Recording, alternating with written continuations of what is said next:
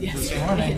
So And I had to drive back home. And then, Good evening, and welcome to the Smathers Library. We're so delighted with this turnout and having you all with us this evening.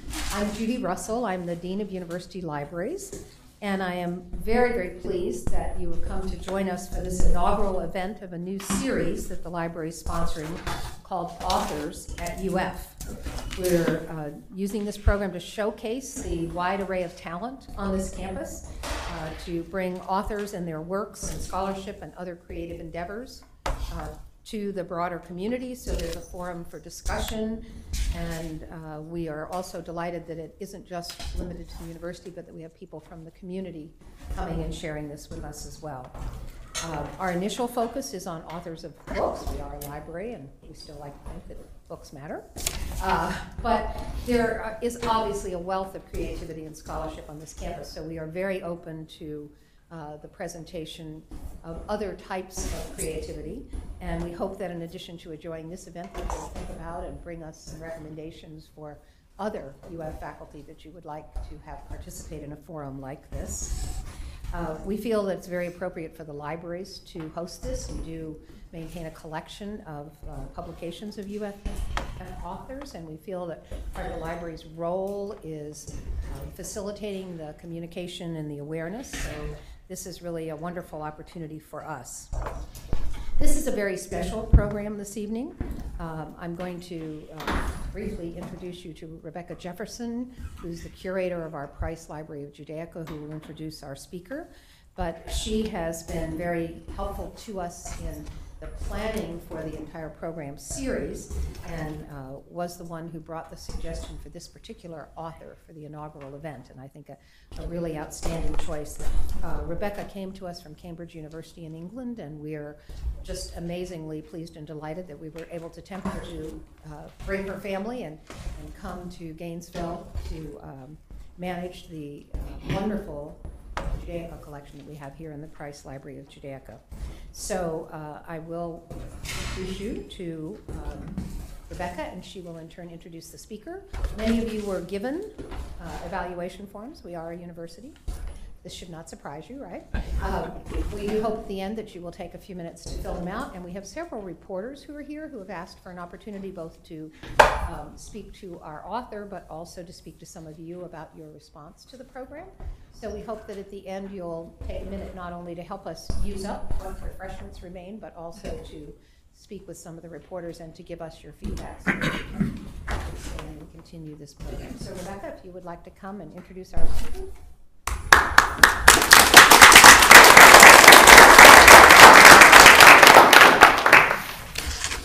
Thank you. I am very proud that we managed to get Professor Norman Goda to agree to be the first speaker in our new Authors at UF program. I feel proud not only because Norman is a first-rate researcher and one of America's finest historians of Nazi Germany, but also because he's a strong user and supporter of our library collections. Professor Goda has played a key role in adding very important, not widely available, copies of archival works into the Judaica library collections, as well as significant reference works and secondary sources. With his help, we are building an outstanding Holocaust studies collection at UF. But lest I wax too librarian, let me tell you why it is an honor to have Professor Goda here to speak to us this evening.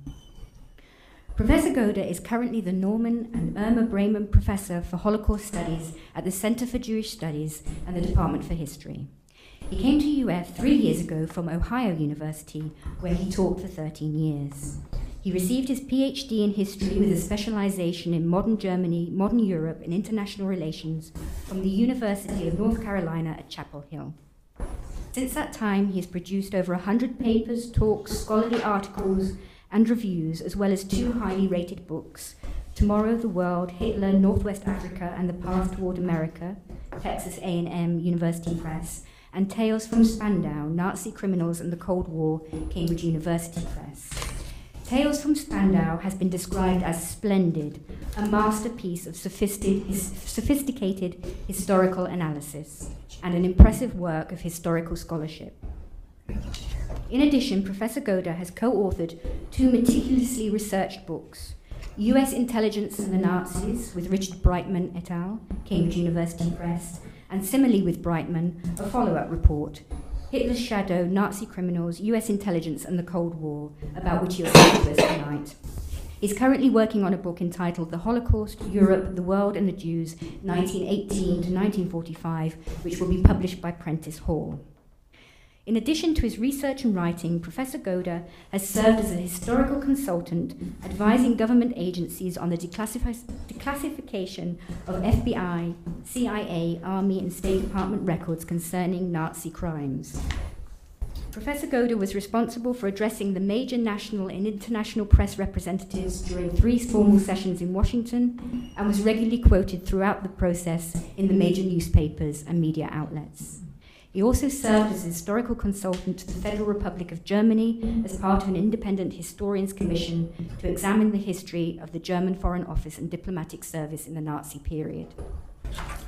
In his spare time, what spare time, he has been a consultant for the BBC, the History Channel, and the Discovery Channel. So please give a very big welcome for tonight's speaker, Professor Norman Goda.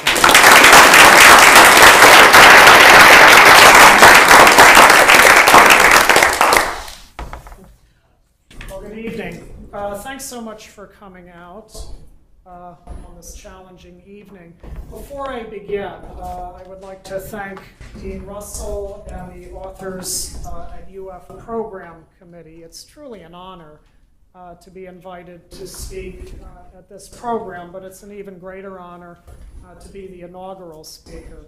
I'd also like to take a moment and thank Rebecca Jefferson, not only for the very kind introduction, but also for her work at heading up one of UF's truly great resources, the Christ Judaica Library. She's been an invaluable help to me in my own research and to my students, and she makes that particular collection, which is relevant in and of itself, all the more relevant.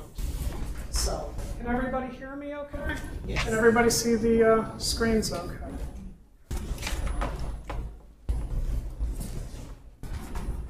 In 1983, the Bolivian government extradited a man named Klaus Barbie to France.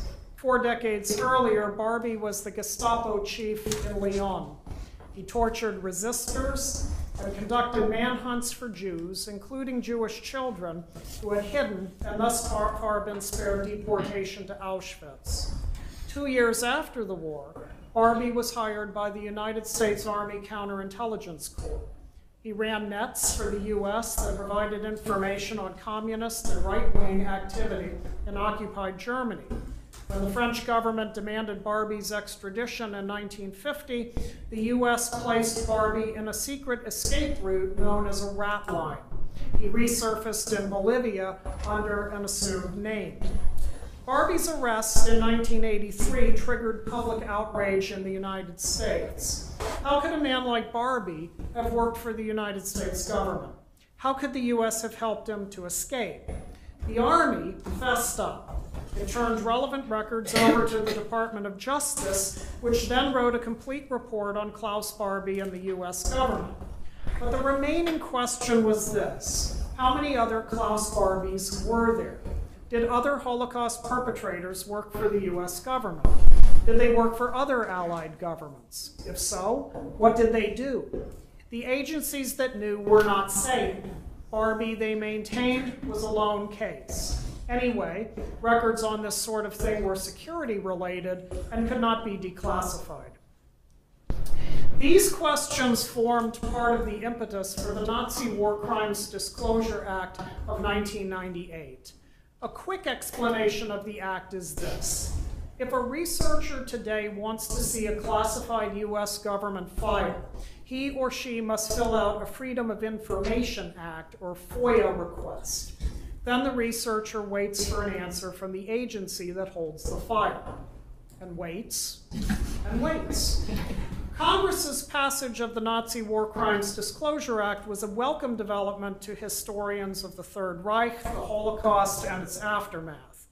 US agencies, by law, had to declassify all records pertaining to Nazi war crimes and criminals. If the disclosure of a document truly jeopardized national security, then it was up to the agency to show why. Concurrent with the passage of the act, then President Clinton signed an executive order creating an interagency group to implement the law. Independent historians were placed on that group, and I was lucky enough to be one of them. Our job was to keep the agencies honest and to write a report to Congress on the act's impact and the importance of the new records. As of 2005, 8 million pages of documents from the OSS, FBI, Army, and State Department were released. Yet there was still work to do owing to agency delays.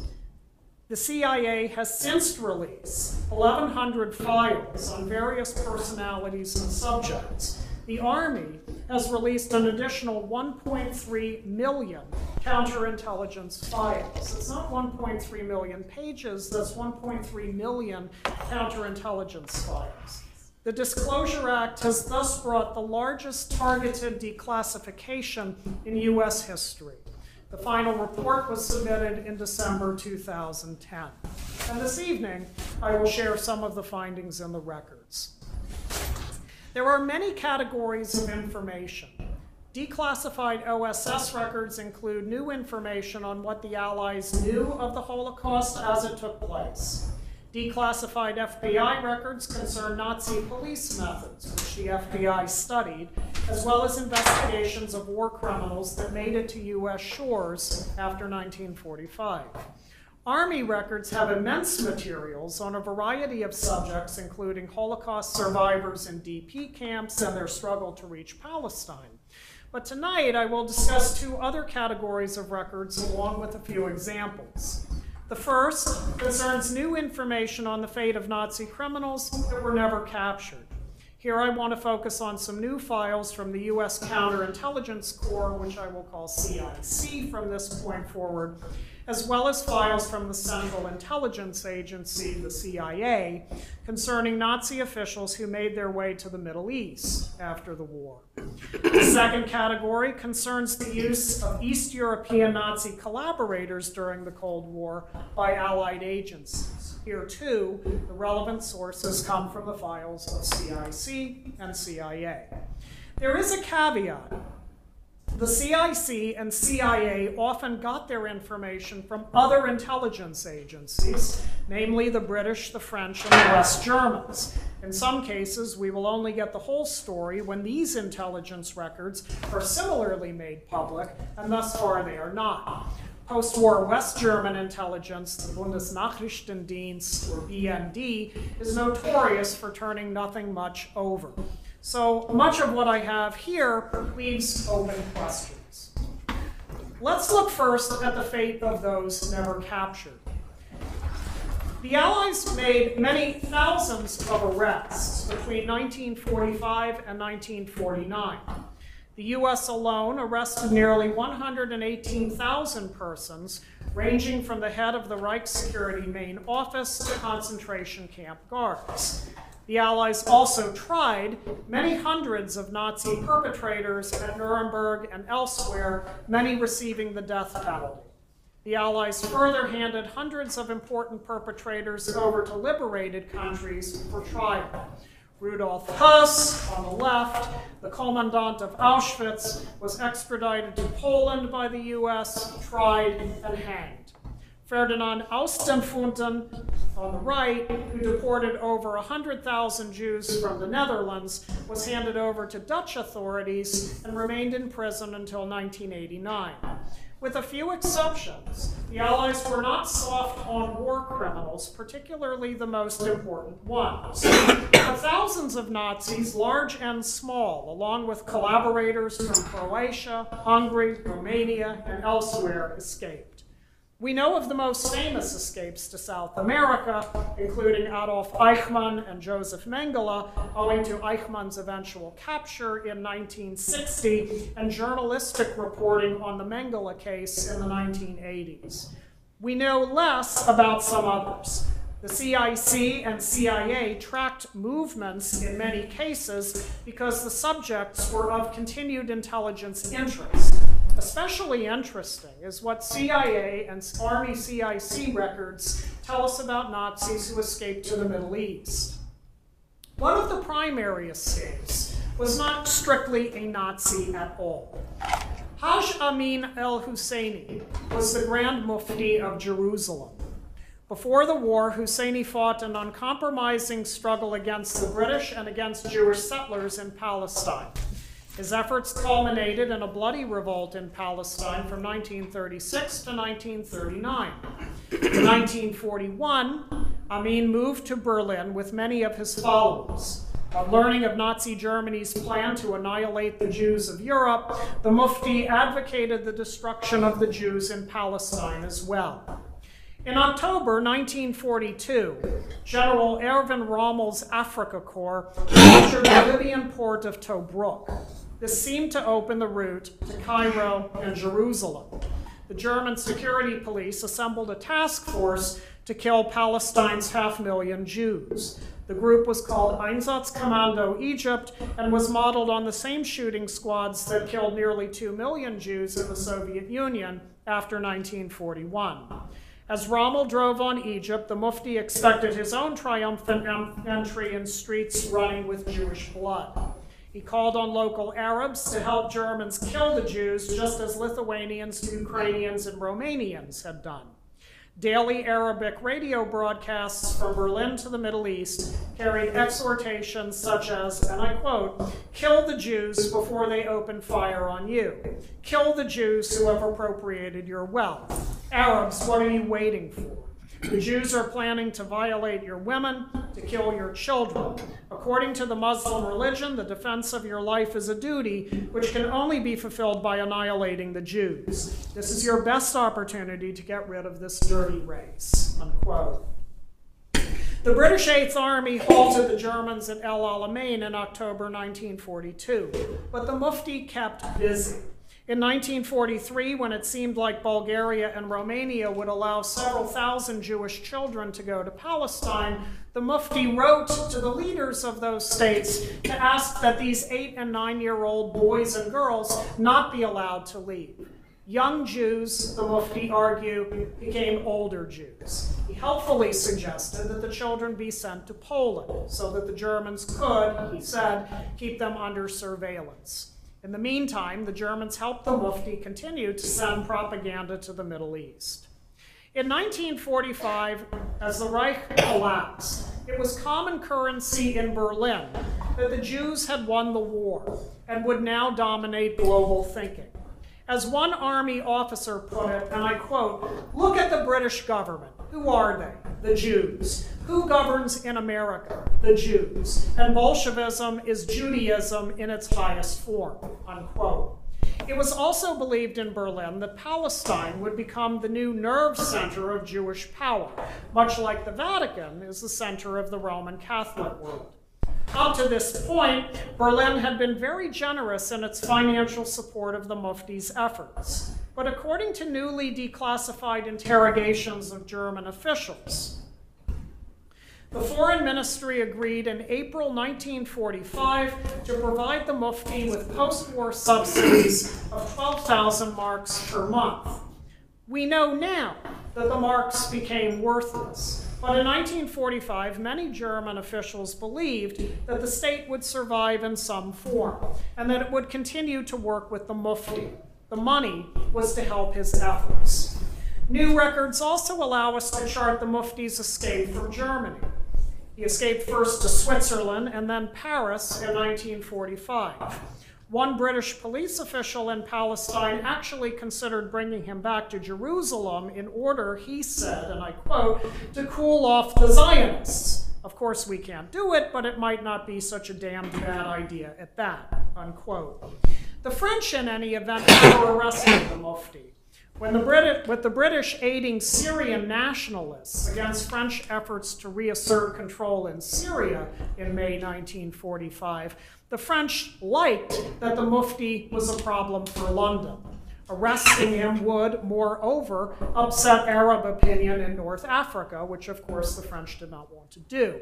Thus, French intelligence officials allowed the Mufti to escape to Syria and Egypt in 1947.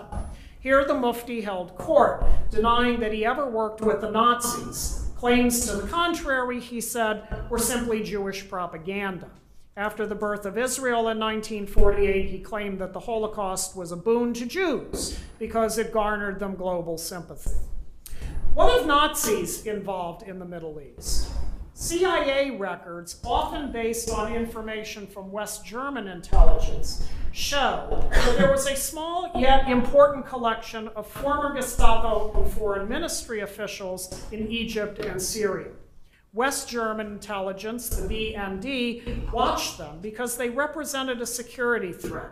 They tried, among other things, to upset the West German relationship with Israel. The West Germans were able to watch them because the BND, and this is another story still, had its own cohort of former Gestapo officials who did intelligence work in the Middle East and elsewhere after the war. The most notorious Nazi in the Middle East was Alois Brunner. Brunner was Eichmann's most brutal wartime subordinate. During the war, he personally commanded deportations of Jews from Vienna, Berlin, Salonika, Paris, Nice, Paris again, and finally, in the fall of 1944, with the war clearly lost, Slovakia. He personally tortured and killed Jewish leaders, and he rather enjoyed himself. While sending 45,000 Salonican Jews to Auschwitz in 1943, he wrote a friend to note how wonderful the weather was in Greece and to say, quote, "Our work is proceeding beautifully," unquote. Eichmann referred to Brunner as, quote, "one of my best men." After the war, Brunner emerged in Syria, where he advised Syrian police and intelligence primarily against the Israelis. He took the alias Georg Fischer.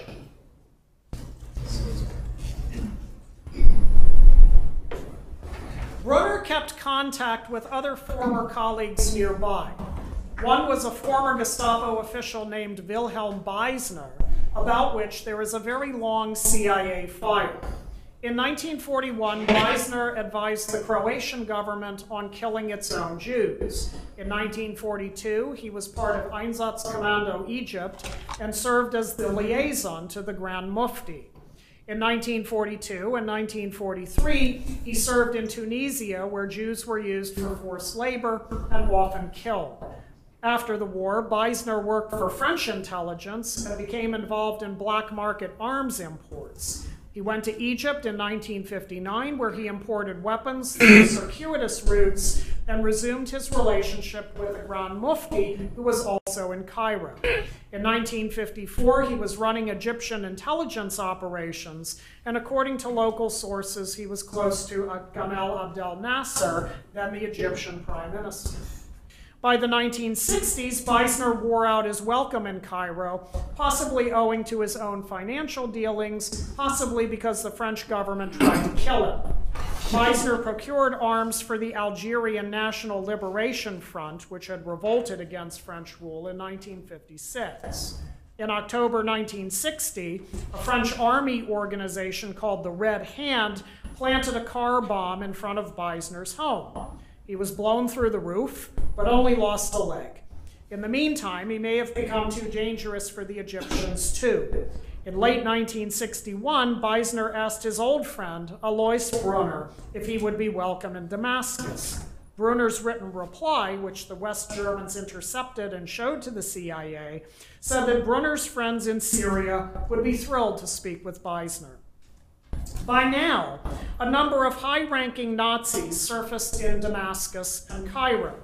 They included Franz Rademacher on the left, a wartime German diplomat who negotiated with German allies for the handover of their Jews.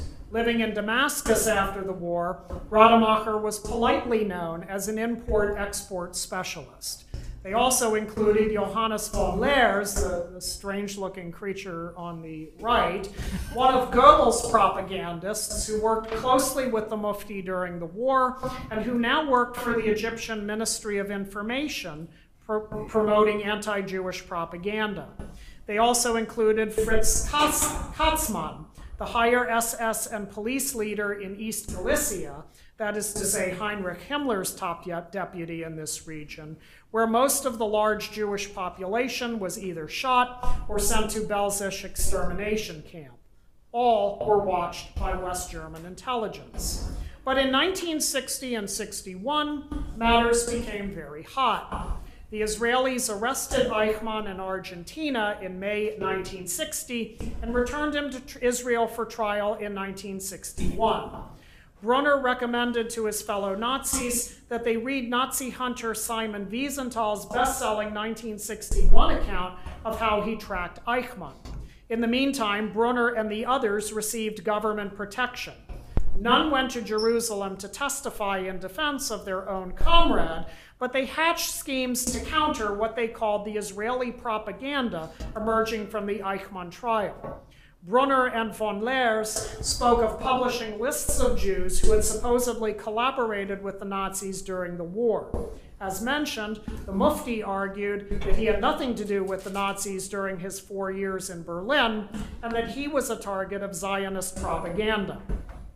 Katzmann died a free man in West Germany in 1957. Von Leers died in Cairo in 1965. Rademacher was placed on the West German payroll in 1961 to spy on the Syrians, then kicked out of Syria a few years later for spying on the Syrians, then died a free man in West Germany in 1973. The Mufti died in Beirut the next year, which left Brunner. Having discovered his address, the Israelis tried to assassinate him in 1962. They succeeded only in disfiguring him.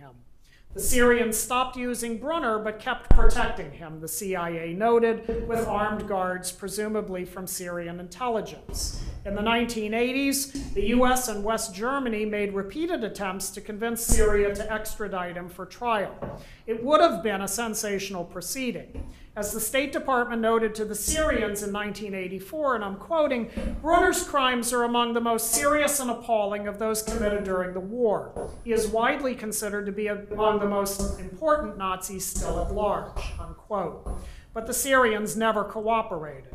The most dramatic attempt was a diplomatic broadside by West German Foreign Minister Hans-Dietrich Genscher to Syrian President Hafez al-Assad during Genscher's 1988 visit to Damascus. Assad was furious. Syria's ambassador to Bonn protested that this sort of thing was, quote, "inappropriate, in bad taste, and just isn't done," unquote, the Syrian government being experts on bad taste.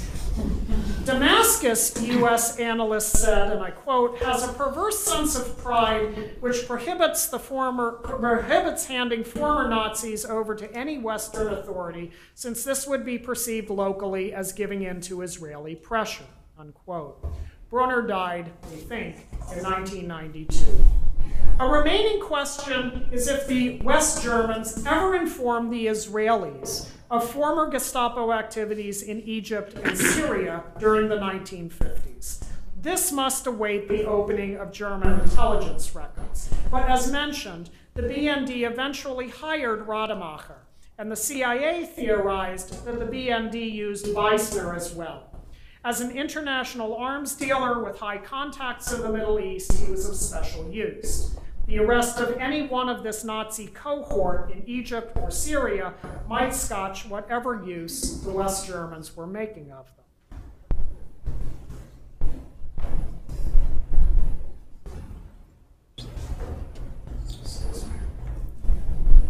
A second theme involves more systematic Allied use of Holocaust perpetrators from Germany and elsewhere. The news here is not that Allied agencies had post-war relationships with war criminals. Rather, the news is that the practice was more widespread than previously thought, as well as the level of operational detail in the files. Interesting also is the way in which former collaborators wrote their own wartime history as a result of their work with the Allied authorities. Thus, we learn in the files not only what intelligence agency used whom and for how long, We can also form a picture as to what these sorts of relationships added up to in practical and even intellectual terms. The new records have especially interesting material on the East European nationalist movements that collaborated with Hitler.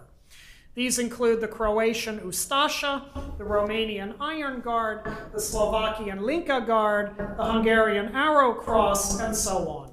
All placed anti-Semitism at the front of their worldviews. All helped Germany to destroy Europe's Jews. Unlike Nazis, who could blend into West German society after the war, however, East European collaborators moved into displaced persons camps in Germany to escape communist retribution in their own homelands. Meanwhile, they hoped to overthrow the new communist rulers. Thus, they caught the attention of Allied intelligence officers interested in what they could say and do regarding the Soviets and Moscow's political allies in the early post-war years. One of the more fascinating cases concerns the Organization of Ukrainian Nationalists, the OUN, an association of East Galician Ukrainians which collaborated off and on with the Germans before and during the war.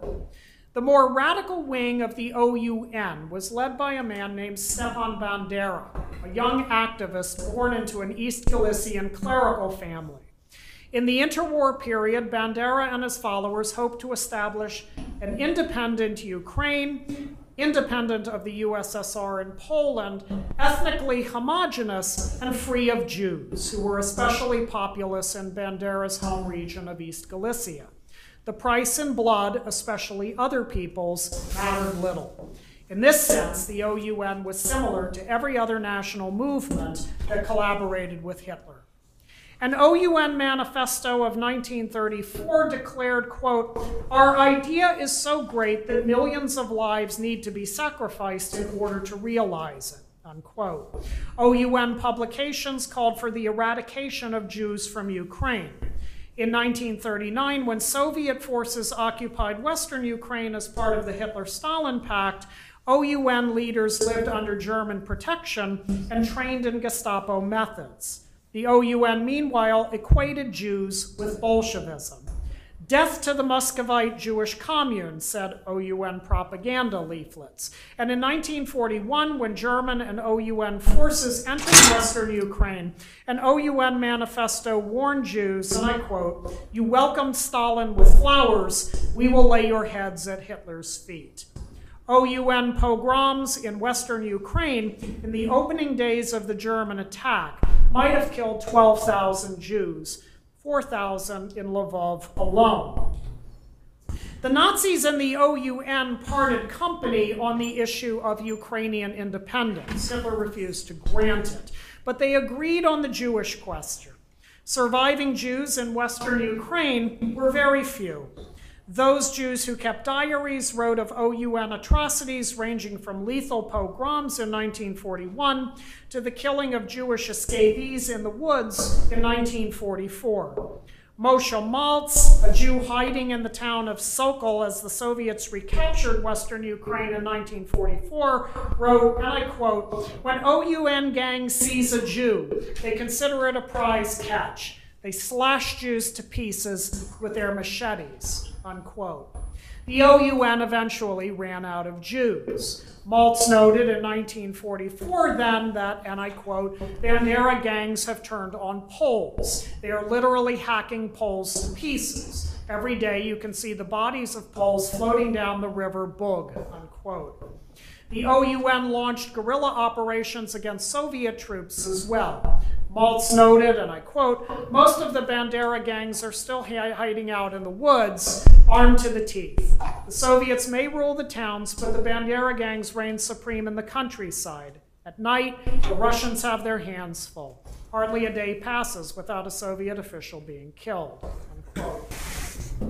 As the Cold War began, ran its course, and ended, the OUN recast itself solely as a heroic national liberation movement. In post-war retelling, it was heroically anti-Soviet but free of criminal taint, particularly regarding collaboration with Germany. The Ukrainian nationalist reimagining of Bandera himself is most telling, particularly after his assassination by the KGB in 1959. A violent demagogue, Bandera became a martyr of the Ukrainian nation. After independence in 1991, Bandera's statue adorned parks and western Ukrainian towns, and in 2010, President Viktor Yushchenko proclaimed Bandera an official hero of Ukraine. This posthumous award was praised by Ukrainian emigres as far away as Canada and Australia. It was criticized in Israel, the US, and even the EU.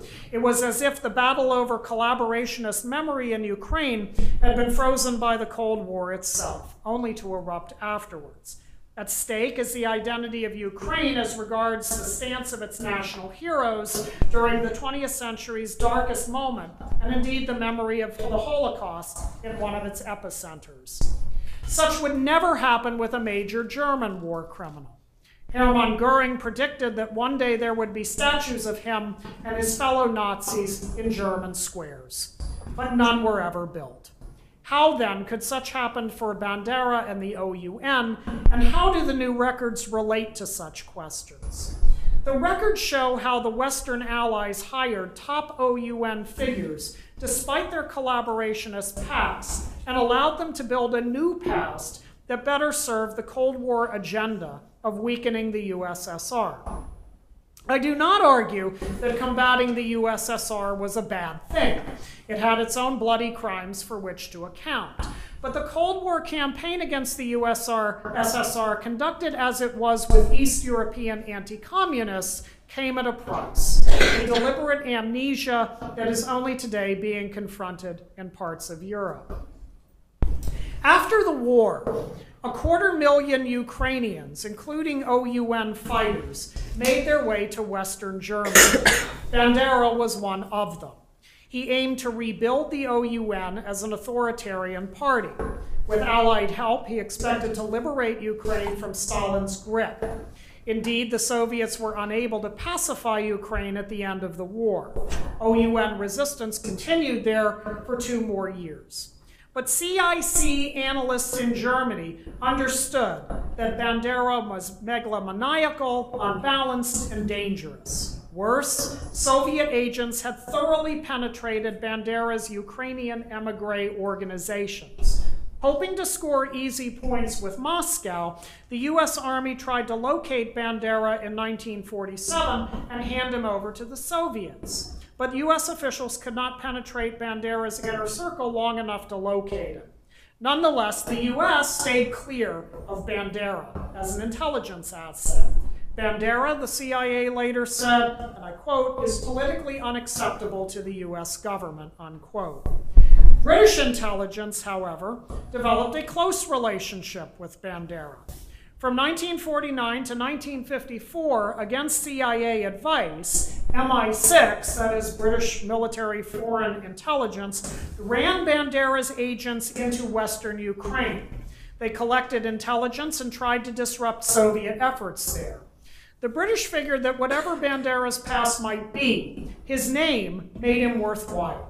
Bandera's name, the British argued to the CIA, and I quote, still carries considerable weight in Ukraine, and the Ukrainian resistance would look to him first and foremost, unquote. As for crimes, the British obfuscated.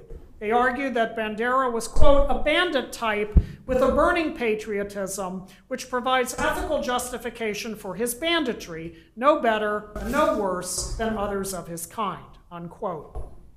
MI6 eventually wised up, owing to Bandera's instability and the fact that the Soviets had penetrated his lines. They discarded him in 1954. He remained in West Germany, fought Ukrainian emigres there, and continued to run his own agents. But in 1959, Bandera was hired by West German intelligence. In those days, the BND was run by General Reinhard Gehlen, a former Hitler Army intelligence officer. Gehlen's organization was staffed with former German military and SS intelligence officers. The union with Bandera, then, was natural. German officers and diplomats had argued since the war that Ukraine could be separated from the USSR. Bandera, too, believed it possible. Bandera's handler was Heinz Herre, one of Galen's old wartime deputies. When the CIA warned Herre in 1959 that Bandera was a loose cannon with even looser security, Herre claimed, quote, "Bandera has been known to us for about 20 years," unquote, that is going back to 1939, while also admitting that the use of Bandera was being kept secret even from the German government, owing to its political overtones. Thus, even the Germans understood that the use of Bandera crossed a political line. What neither the BND nor the CIA knew at the time was that West German intelligence was thoroughly penetrated by the KGB. The mole was Heinz Felfa, about which the records have a lot of information. Felfa was a former SS officer hired by the Soviets after the war and then planted in the BND as a double agent. In the end, Felfa blew hundreds of agents before he was uncovered in 1961. For now, he surely informed Moscow about the new German relationship with Bandera. No sooner was the relationship between the BND and Bandera created than the KGB assassinated Bandera in front of his Munich apartment. Evidently, the Soviets decided that they could do without another union between German officers and Ukrainian fanatics. Bandera was dead, but he was also a martyr. Thousands of Ukrainian nationalists attended his funeral in Munich. That he was never forced to answer for the OUN helped to create the myth of a martyred hero that still exists today. And finally, there is the interesting case of Mykola Lebed. Lebed was Bandera's military and intelligence chief throughout the war. He ran operations on the ground in western Ukraine, the same operations that killed Jewish and Polish civilians as well as Ukrainian opponents. As the war ended, Lebed migrated west, where he made contacts with the Americans in Rome. A CIC report in 1947 called him, and I quote, "a well-known sadist and collaborator of the Germans," unquote. But unlike Bandera, Lebed understood that US sponsorship depended on a rebuilt past. He reinvented himself as a freedom fighter by writing a book sanitizing the history of the OUN's war effort. At the same time, unlike Bandera, he professed democratic ideals. To his credit, Lebed really did have watertight security habits, owing to his experience in Ukraine during the war. The Soviets never penetrated his lines, and thus it was love at first sight. The CIA protected him, brought him to the US in 1948, and arranged for him to become a US citizen, so that he could travel back and forth between the US and Europe. The US Immigration and Naturalization Service quickly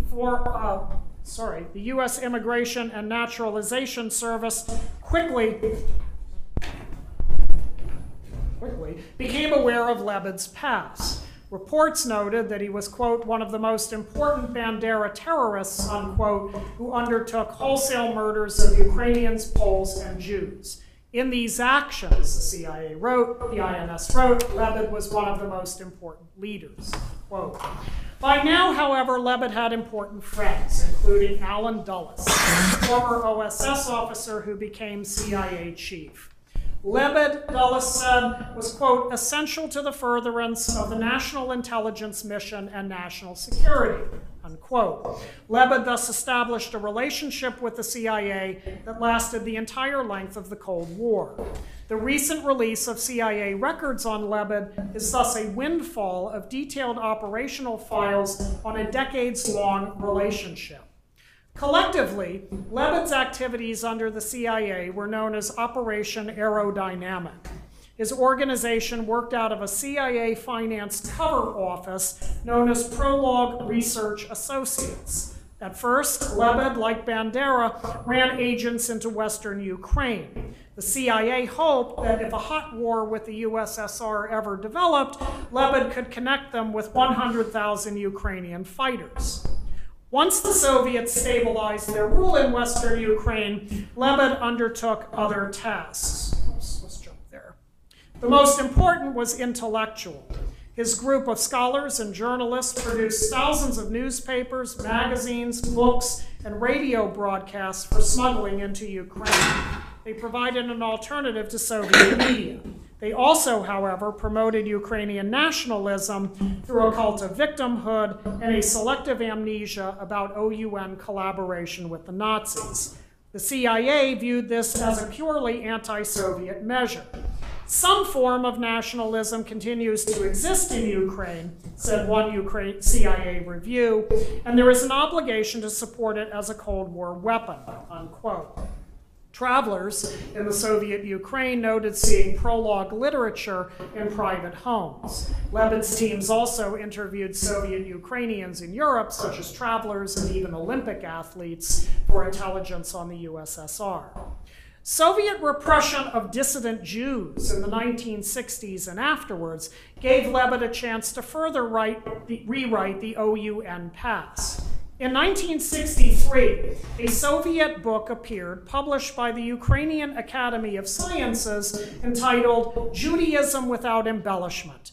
It revived Jewish stereotypes and blamed Jews for the German attack on the USSR. Levin jumped on the opportunity. The Ukrainian people, he said, and I quote, are opposed to all and any preaching of hatred, unquote. His transformation, at least on paper, was complete. Levin retired in 1975. Prologue continued until the Soviet collapse in 1991. Jimmy Carter's national security advisor, Zbigniew Brzezinski, lauded Prologue as paying, quote, impressive dividends. Suspicions about the CIA's relationship with Levin surfaced in the 1980s, but the CIA dissuaded the US Justice Department from looking too closely at Levin's past or at his long relationship with the agency. Levin died in 1998. His post-war papers are housed at Harvard University, which has the leading Ukrainian studies program in the US. His own work might have played some role in the Soviet collapse, but I suspect that the complete failure of the communist system was probably more decisive. In the meantime, Levin's decades-long work succeeded in rewriting the history of Ukrainian nationalism during World War II. The publications based on these new records, thus far, give really just a hint of the richness of the newly declassified files. They cover subjects like these, as well as many others. They supplement our understanding of World War II, the Holocaust, and its aftermath. And they provide new avenues for research as well. They will, I hope, keep scholars busy for many, many years. In the meantime, they suggest that security-segregated records that are several decades old can indeed be declassified without the world coming to an end. Here's hoping that the US government and others, such as the governments of Germany, France, and even those in the Middle East, take the hint. The secrets eventually get out anyway. Thank you.